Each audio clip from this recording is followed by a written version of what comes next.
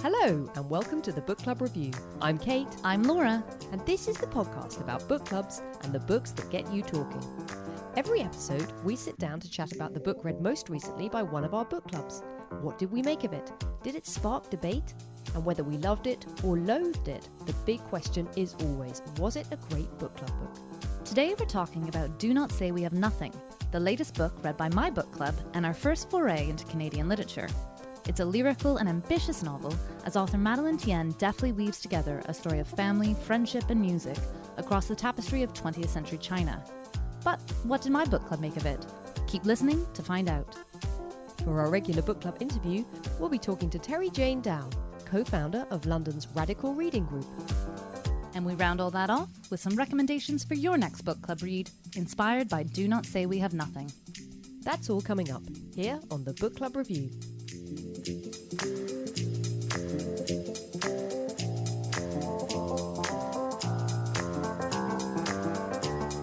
Hi Kate. Hi Laura. So it's a beautiful spring day in London. It's really perfect out, isn't it? It's so perfect. 20 degrees, the sun is shining, the flowers are out. And today we're talking about Do Not Say We Have Nothing, which I should probably be upfront about and say I've only just finished.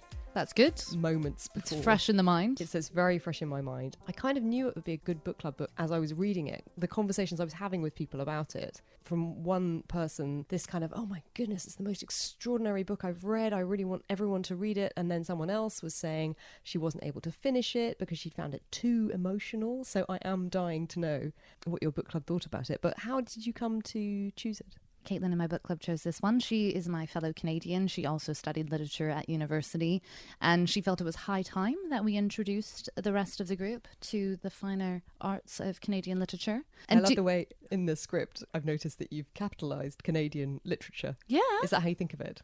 Well, that's just how it... Come on. How it should be. That's how it should be.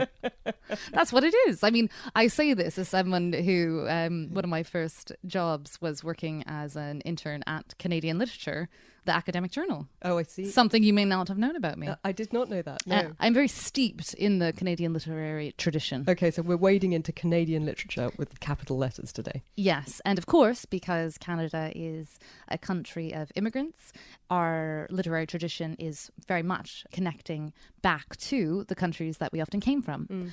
And so Madeleine Thien is a Chinese Canadian. She was born in Vancouver. I believe her family are Chinese Malaysians, but here she's telling the story of a Chinese family, some with the present day narrator. It's fair to say it's quite a hard book to sum up, isn't it? I actually have to say I was wondering... You're throwing me a bone. Yeah, how you were going to... But well, all right then. Let's just say, Do Not Say We Have Nothing. It is a sprawling family epic. And like the best epic family novels, we have a huge cast of characters, and the narrative is moving back and forth in time and space from the early days of the Chinese Communist Revolution all the way to present-day Vancouver. And the story opens with Marie, or Li Ling, that is her Chinese name, recounting how in the same year, 1989, that her father committed suicide, the daughter of her father's best friend arrived in Vancouver, having fled potential persecution. It's always a bit unclear, following the events of Tiananmen Square. And from there, we're told the story of their fathers, basically, and the grandparents, and what happened to this family, these two families, over 70 years of Chinese history. As I say, starting with the Chinese Revolution, and then moving through to the land reform, through to the Cultural Revolution. Their fathers were both musicians at the Shanghai Conservatory during those years. And I guess you could use words like betrayal, tragedy. The events of that time, for me, are the real heart of the novel. Yeah, there's some really strong themes, aren't there, to do with identity, protest, dissent, having to conceal who you are and what that might mean. Some of which I felt made it difficult to connect with the characters. I found I was frustrated at the beginning because I couldn't quite work out who anyone was, and I found it really hard to hold the thread of who was who in my mind. I found myself thinking, well, I need to sort of write it down and make a family tree. And then I had a little look online, and actually that's a really common reaction. Oh, really? People are like, spending ages drawing out family trees. Did the book club struggle with this? Oh, yes. Oh, yes, yes, indeed they did. But before we get into that, I just wanted to give our listeners a taste of the language. I think Madeleine Thien is a beautiful writer. I don't think anyone would contest that. And certainly she won a lot of awards for Do Not Say We Have Nothing in Canada. And she was also shortlisted for the Man Booker Prize and the Bailey's Women's Prize in the UK. But it's also an investigation into the role of art and the individual at times of great social change and what do we lose and the decisions we make. The excerpt I'm going to read is from a moment in the book where the characters have come together almost like a book club. It's a bit of a kind of a philosophical study group where they have discussions that actually are quite dangerous. And this is a moment where one of the characters, Zuli, she's a young teenage girl, asks this older woman who's a bookseller who comes in and out of the narrative throughout why she's taking such risks. Why is she keeping all these books surrounding her? Because, Zuli, the old cat said, these books were bequeathed to me by my beloved father. At some point, a person must decide whether they belong to the people who loved them or whether they belong to the emperors. The truth is, my ancestry is long and my past is complex because this country is old. Aha, our country is old. How can the party convince me otherwise? I know who I am and I know what old means. If the party knows it too, well, good for them. I must meet the destiny that was written out by my lineage. If they want to hurry me into the next life, okay, I'm old, I'll go. I would only miss my little Ling. The things you experience, she continued, are written on your cells as memories and patterns, which are reprinted again on the next generation. And even if you never lift a shovel or plant a cabbage, every day of your life, something is written upon you. And when you die, the entirety of that written record returns to the earth. All we have on this earth, all we are, is a record. That passage and that idea of everything that we are being a record links directly to this book within the narrative called The Book of Records. I found it quite hard to understand this book of records. As did my book club. The way it's introduced is that everything's handwritten. It's not printed. And this idea of copying is actually very much admired. And one of the characters is a beautiful calligrapher. And his script is very recognizable. And that's how at one point in the narrative they know he's still alive and close.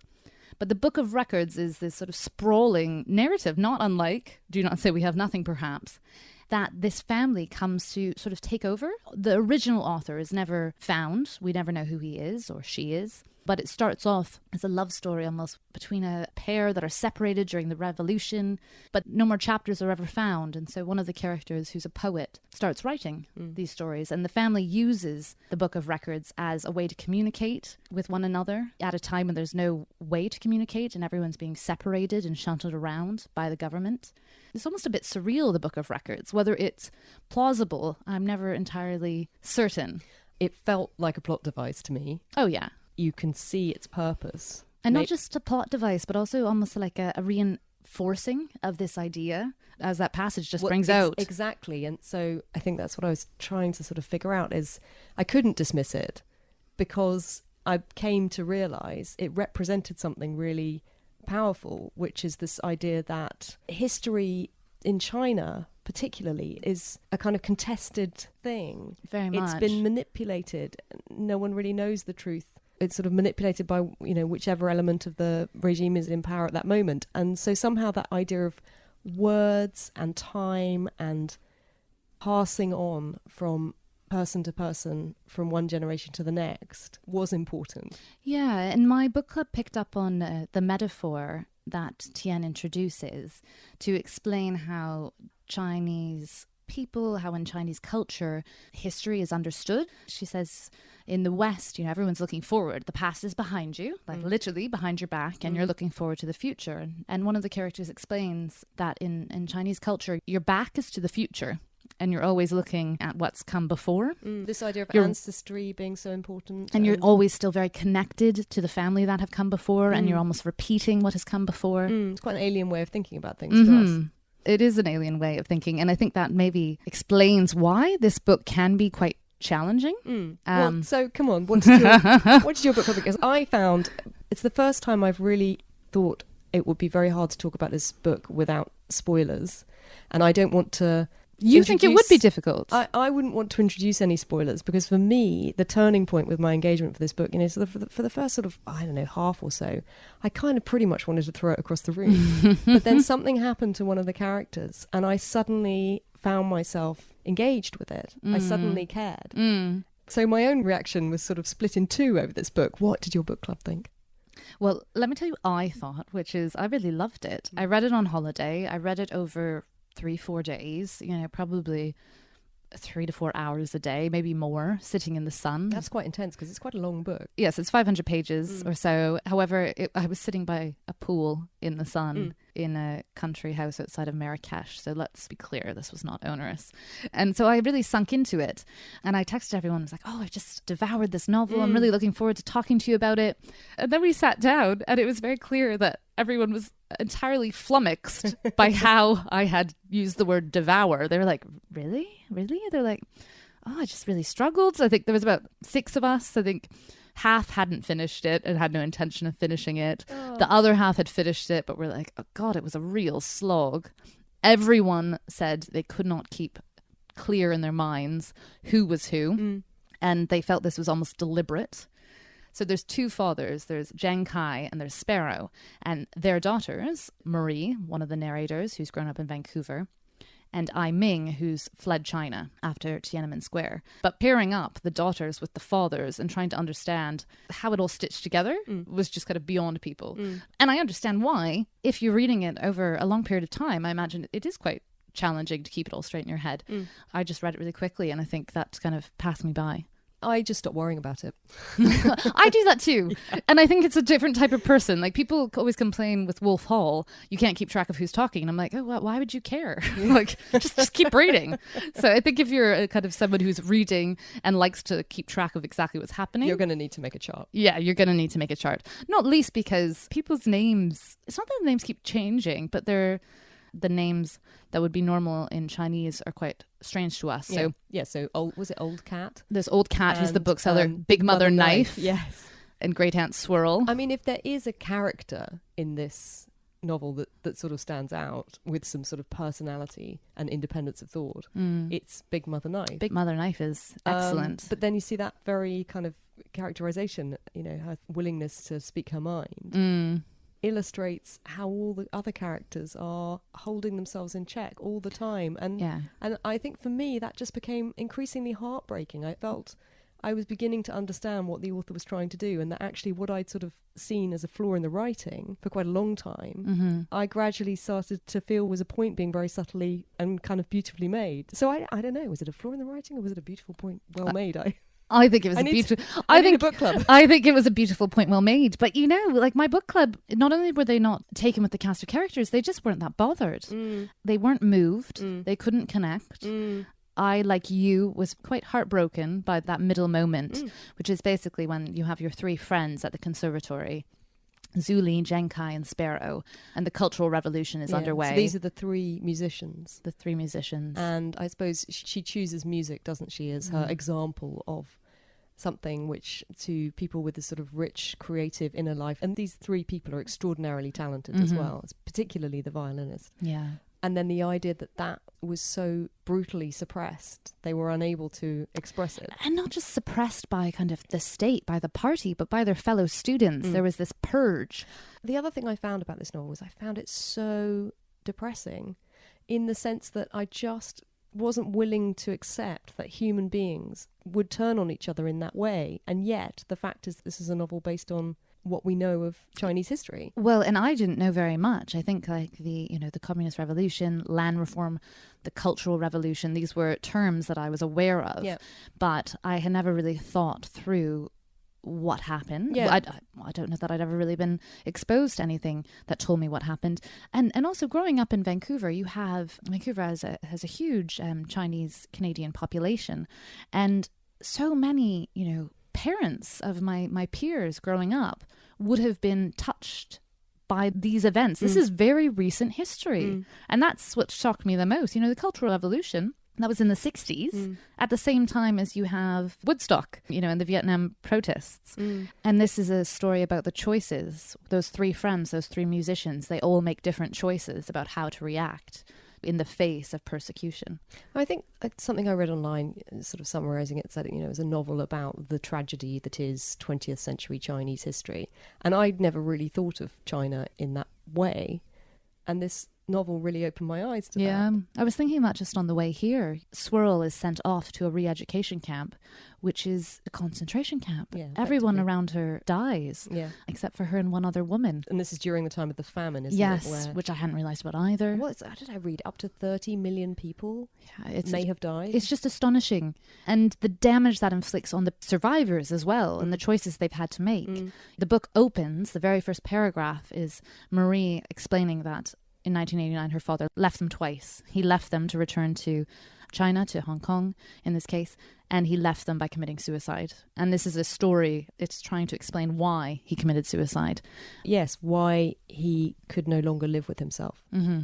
And it's very clever because, like Marie, the daughter, for most of the novel, you don't really understand. It's such a mystery why he might have killed himself. And then gradually towards the end, you start to understand. Yeah, absolutely. And you understand because you're able to inhabit his thoughts. And that's really, there are elements of this book I thought were really masterful. I thought it was a beautiful novel. Extraordinary. but I'm gonna come out and say it. It did not make for a good book club book. No one was engaged with it in the same way that I was. And at some point I said, "Oh, well, I'm really sorry that you guys didn't like it." And we have two Alices, and I think they're both like, "Oh, no, we did like it." And I was like, "I think you're just being nice." And I think Frances said, "Well, maybe it's like a symphony, and it's this, have to really take a step back to really appreciate its complexity." I mean, I found myself thinking that, and I found myself thinking that different characters were almost like different notes. So, one character is like the cellos, it's the bass notes, and they come back again and again. And again, that helped me with that sense of the characters not really being sort of filled in that way. Do you play an instrument? I do. And so this also felt to me strangely like a novel about music that had been written by someone who wasn't musical. Really? It feels like a terrible accusation to hurl at someone. I have no idea whether Madeleine Thien is musical or not, really. There's no way of knowing. But she didn't manage to convey the music in a way that it lived and breathed. And that did matter to me because it felt it matters so much to the characters that she's writing about. I mean, almost it feels like it would benefit from having a playlist. I agree. Bach. Yes. Mahler, Shostakovich. There are many references that mean nothing to me. Prokofiev, yeah. Yes. I mean, if you were a musician and you sort of immediately had this music floating in your head, maybe that's the problem. Maybe it's the reverse. It's that she's someone who's quite steeped in music and has this instant reference. Whereas for me, I'd need to hear it to know it, And no one in my book club played an instrument, including myself. And so there did feel that kind of emotional disconnect. And they were quite critical about how she wrote about music and the fact that it didn't bring it to life for us. Yeah. Maybe that could be on us. I don't know. It's interesting, though, if we all felt that was something quite striking about this. I felt the passion. For me, it didn't really matter that I didn't understand the music so much because I felt their passion for it. Yes. And I think particularly with that character, the violinist, that was well expressed through that character. Yeah, because she decides to continue carrying her violin case despite the risks. Whereas Jiang Kai, the narrator's father, he actually joins the Red Guards and blends in. And it's unclear. The author does this very well. It's unclear whether he actually has come to believe what everyone's saying. Is he towing the party line or is he actually a believer? And I think the reality is that people fluctuated. Sometimes they did believe, other times they didn't. The propaganda pushed at them was incessant. This book takes us all the way to Tiananmen Square. Yes, and that's a kind of extraordinary conclusion, isn't it? Again, this is history within our memories. You see it, you kind of witness it as if you're there, and it really just brought it sort of horribly to life to me. I looked online and to this day no one really knows how many people were killed, but there was a report that came out last year, I think, that put the number at as many as 10,000. Really? I wonder if you enjoyed it as much as I did, again, because you read it in quite a concentrated amount of time. Yeah. Sometimes books just really benefit from that, don't they? They're not quite possibly why I remain so fond of Prophets of Eternal Fjord, because I read it pretty much over the course of a day in my garden. Everyone, if you want to know about Prophets of Eternal Fjord, that is one of our earlier episodes. One of Laura's favourites. One of my ultimate favourites. So this book was nominated for the Booker. It didn't win. This is the year that Lincoln and the Bardo won. It felt quite bookery to me as I was reading it, in the sense that it's quite worthy, isn't it? It's very Yes. long. I would argue it's quite Canadian. It's sort of Canadians kind of being take improving about literature seriously, That's and this right. is a seriously beautiful and well thought through novel.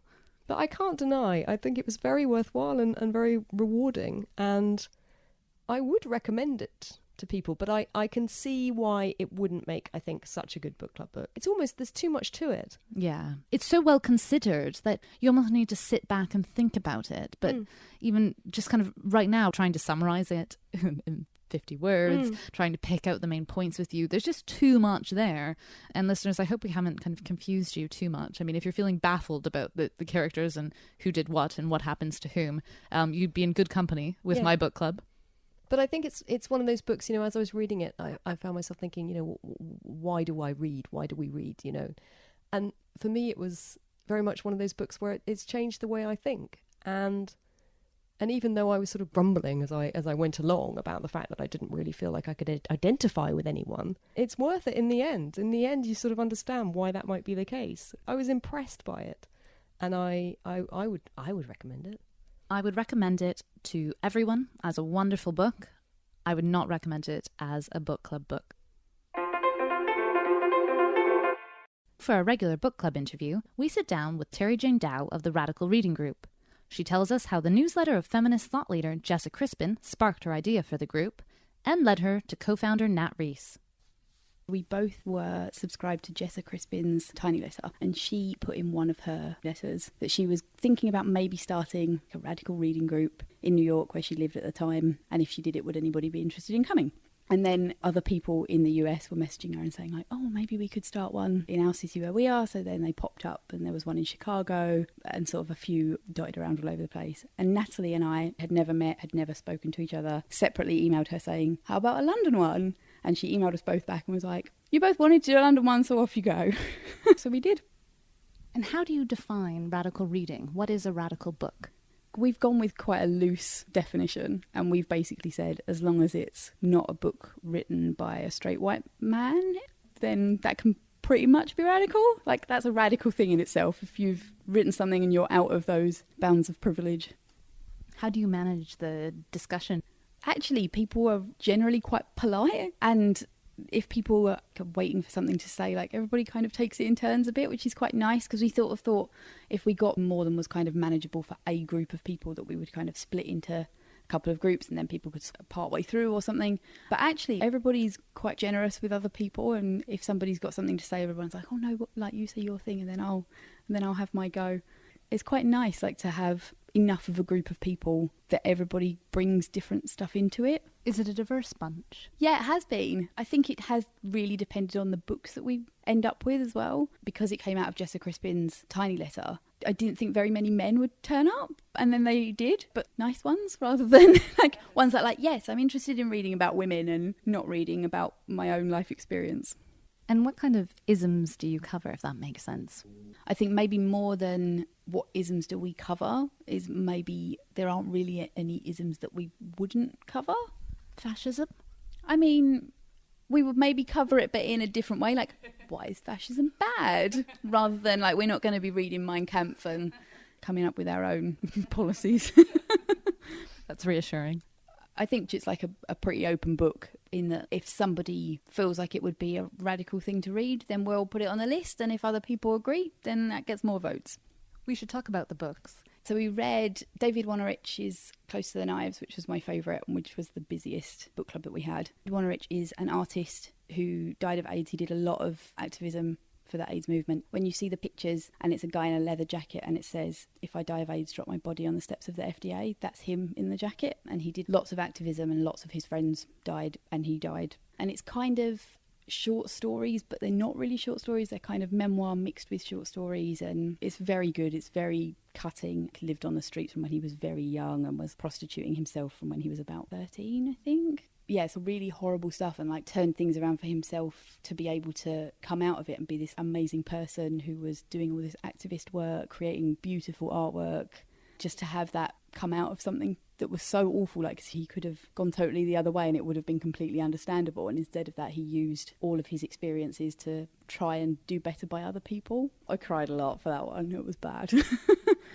We also read Audre Lorde's Your Silence Will Not Protect You, published by Silver Press, and they're the first people in the UK that have collected all of her works together. We also read Durga Chubos's Too Much and Not the Mood, which is personal essays. With a radical reading group, there's bound to be lots of different perspectives. How do you bridge maybe any misunderstandings? People have been very understanding of each other and understanding that when you're reading something that is, bunny quotes, radical, somebody else might not have read something as radical as that, or somebody else might not think that it is particularly radical. Because if you do a lot of radical reading, then your idea of what's radical kind of moves, the scale of it moves a little bit. And if you only really read mainstream fiction, which is great, read as much mainstream fiction as you can, but your idea of what is radical might be a little bit further away from what you're used to reading. Part of what makes a book club a nice thing to do is people are going to have had different experiences from you. Do you ever get into politics? Yes, but actually mostly everyone that comes is pretty left, liberal leaning. It's just a room full of people in love with Jeremy Corbyn. This is fine. I did wonder. I mean, I don't know, maybe there's a quiet Tory in the corner that just is too terrified to say anything, but Would they be welcome? everyone's welcome. Maybe we'll change your mind. Maybe they'll change your mind. Maybe they will. Maybe they will. It would be radical.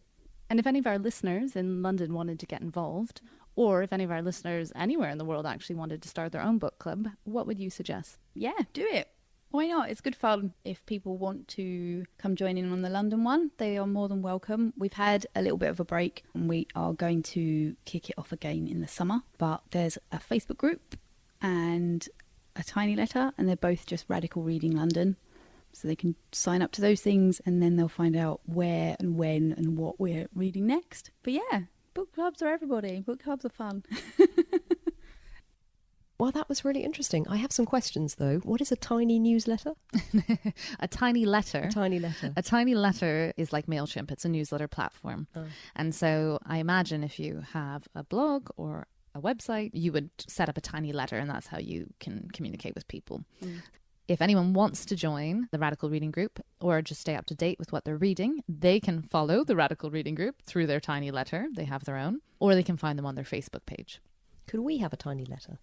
Yeah, we can absolutely have a tiny letter. Maybe we should start one in our spare time. In our spare time. We have to get through our website first. I was trying to think if we'd read anything that could be considered radical, if we'd done anything for the show, but then just scrolling through the list of things we've done, I'm not really... Maybe Ben Judah? Oh, Does it mean no. radical in the sense that it's somehow trying to change? It's literature that's trying to change the way you think. I think it's more about getting different perspectives. So the Radical Reading Group is just about reading about other people's life experiences that are not mainstream. So Ben Judah would absolutely not count because he is a very privileged white man whose father wrote for The Economist. And actually he was reporting on people's experiences. The Radical Reading Group would be about reading the views and life experiences of people who are not well represented in public discourse. Well, I'm feeling a little bit like we don't really do enough. I think we should do it. Yeah, I think in the best tradition of book clubs, I'm feeling quite inspired.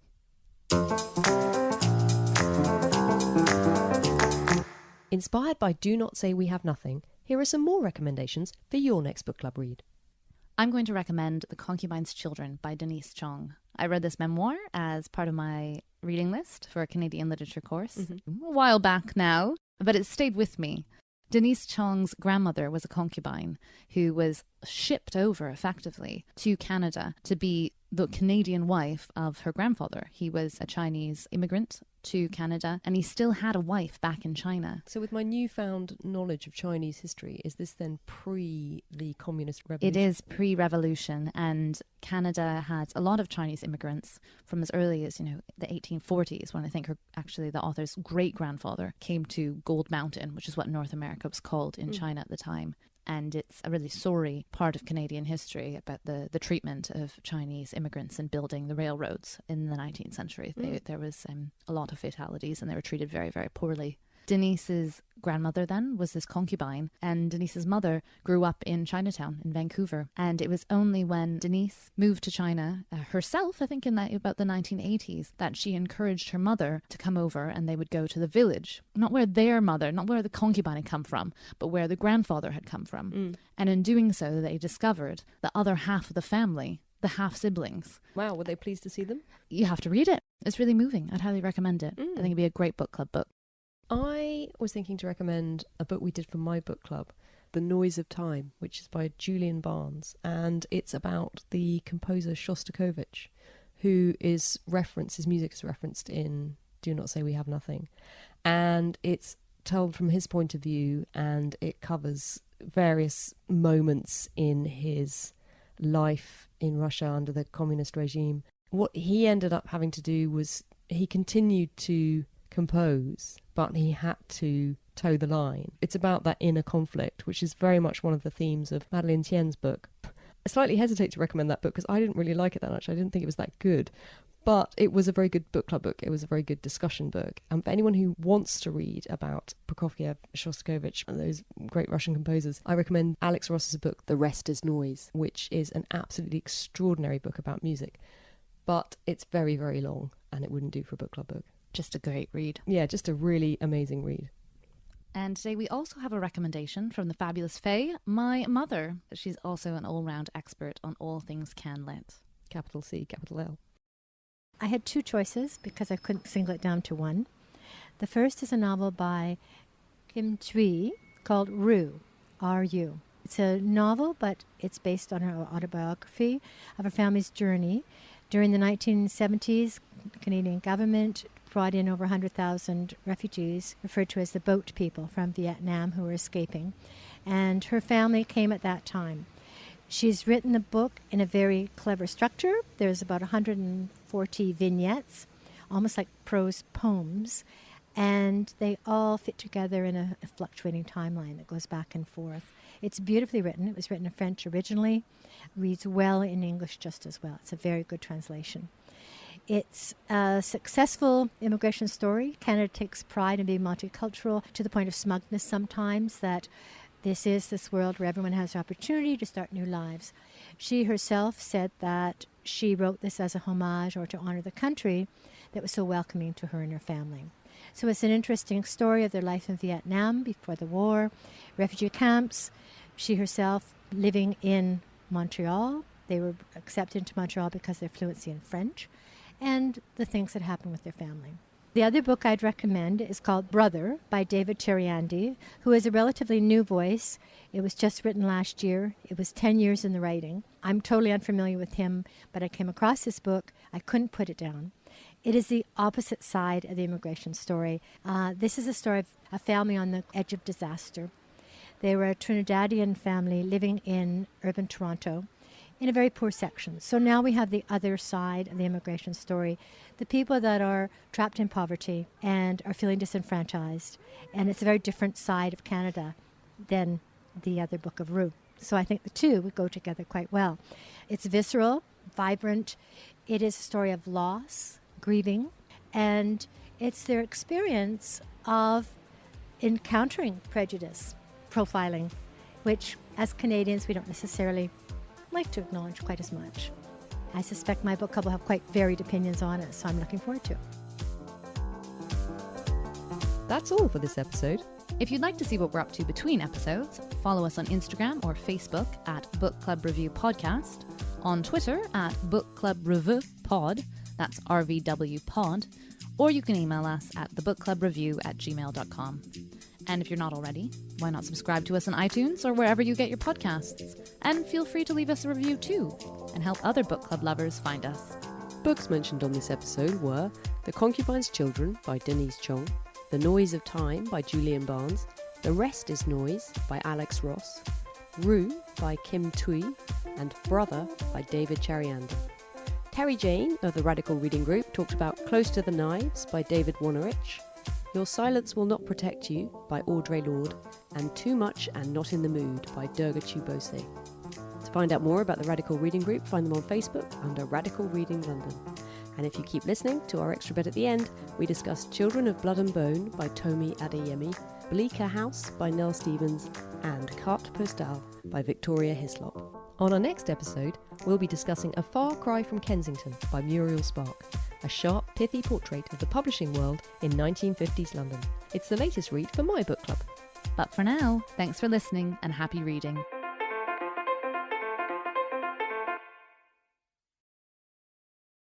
Ba-da-ba-ba-ba-ba-ba-ba. Very good. Kate's looking at me. Slight horror. Kate, I brought you a book. Oh, yeah.